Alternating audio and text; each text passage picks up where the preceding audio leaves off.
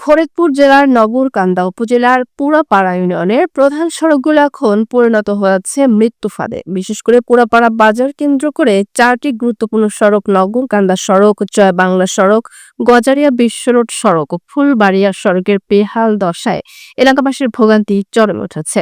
পুরাপাড়া বাজারটি ইউনিয়নের মূল কেন্দ্রবিন্দু হওয়ায় প্রতি সপ্তাহে মঙ্গলবার ও শুক্রবার এখানে জমে ওঠে পেঁয়াজ ও পাটের বিশাল হাট।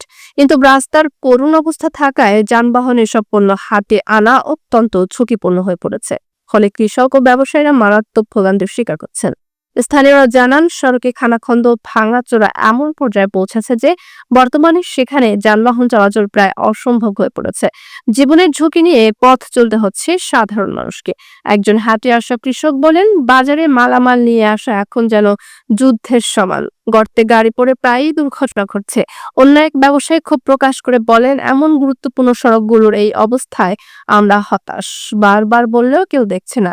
এলাকাবাসী প্রশাসনের দৃষ্টি আকর্ষণ করে বলেন, অবিলম্বে পুরাপাড়া বাজার সংলগ্ন 4টি সংযোগ সড়ক সংস্কারের উদ্যোগ না নিলে জনদুর্ভোগ আরো বাড়বে। দ্রুত এই সড়কগুলোর পূর্ণাঙ্গ সংস্কার কাজ শুরু করার জন্য সংশ্লিষ্ট দপ্তরের জরুরি হস্তক্ষেপ কামনা করেছেন তারা।